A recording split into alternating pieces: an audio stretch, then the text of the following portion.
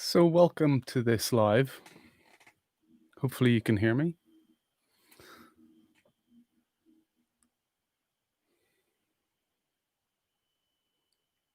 If you could put a comment just to let me know you can hear me, and then I'll get on with what I've got to say.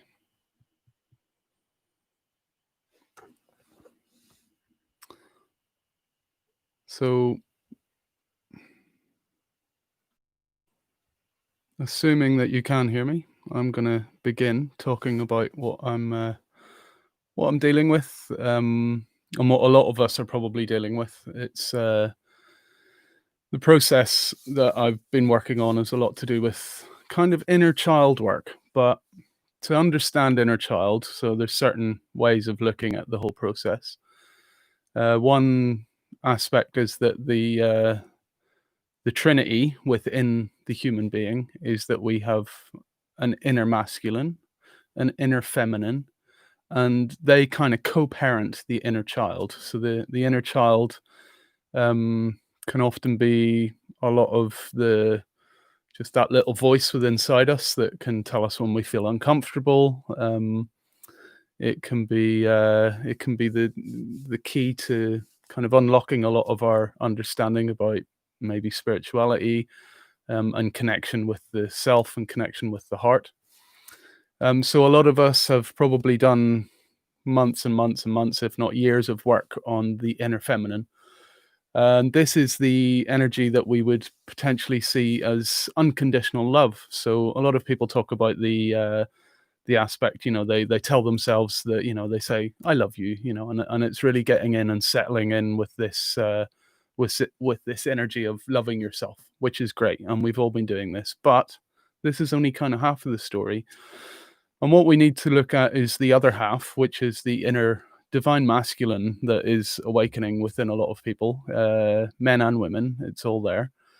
Um, and the way I've been processing it this week mostly is the aspect of what is the inner father. So it's this concept of inner pride. So when we become reacquainted with our inner child, sometimes this inner father is then left in charge of a child that it's never met before because we've maybe ignored it for parts of our life. Maybe we've had fragmented parts of ourselves that have come back home, and now we're like this absent father who's now been given the opportunity to reconnect with its with its estranged child. So this child is within us, and we must parent it like the father, and we have to ultimately respect that it's going to be a difficult relationship. If you imagine the scenario of a father that's never met his child and a child that's never met its father, firstly, the child's going to be uncomfortable. So is the father. They're going to have to learn how to react to each other and how to process each other's needs, and gauge each other's personalities, and work kind of hand in hand to understand and to ultimately learn um, how to respect and care for each other in the way that's needed. So the masculine is the side of us, the inner father. The inner masculine is that side of us that is ultimately proud of everything that we've ever done, everything that we will ever do, and everything that we are. To have that pride in yourself is ultimately really important. So again, we've done the love, and we continue to do the love, and it's the inner feminine that is this self-love, loving yourself unconditionally, no matter what you have done, no matter what you are doing, and no matter what you will do. You always have to have this deep rooted love for the self. And the inner masculine is very much the same, but it's with this energy of pride and being proud of yourself. So I described it to a friend recently, where it's the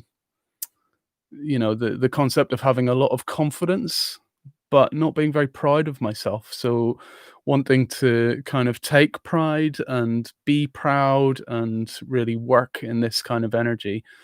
And when we kind of marry these two together, so the inner feminine and the inner masculine come together, we have this unconditional love and this unconditional pride. And in that scenario, the inner self, the inner child that is within the self, really starts to become grounded and balanced and feels safe and feels supported and feels worthy, because these are the energies that we want to create for ourselves, for our own being, for the child that lives within our own heart, for the child that is us. We never really grow up, do we? Maybe we do, but there's always this aspect of knowing what it feels like to be that close to the child within, and it's no longer time to reflect in a different way. You know, we're not meant to be hard on ourselves. We're not meant to be mean to ourselves. And by accepting any of that from yourself, you're actually accepting it from everyone else. So we can start to look at the concept of, like, where are we noticing these aspects? Where are people maybe showing you that, where's their lack of pride in you? Where's their lack of love in you? And by building these two together and kind of looking at what the world is reflecting back to you, we can start to process the journey and build this structure of unconditional love, unconditional pride.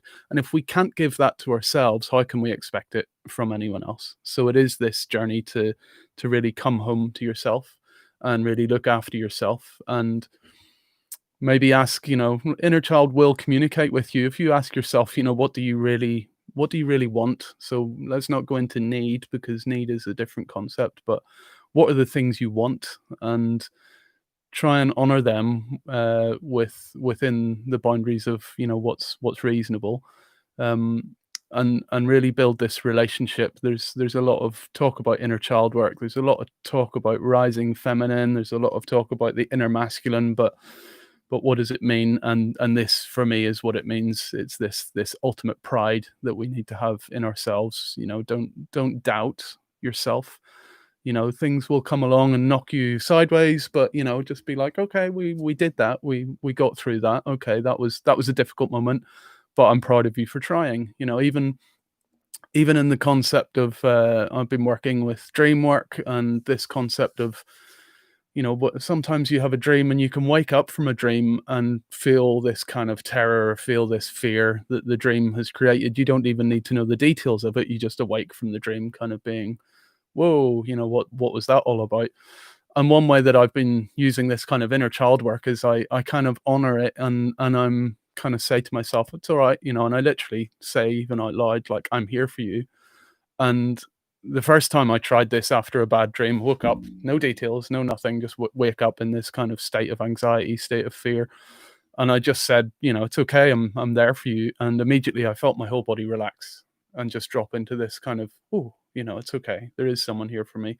And that someone that's there for you is always going to be yourself. So if you're missing out on that as well, you've got to be there for yourself, because ultimately, how can you expect anyone to be there for you if you can't be there for yourself? So hopefully, this went out okay. There's one viewer, so I hope you enjoyed that, and catch on the replay. Good time to end.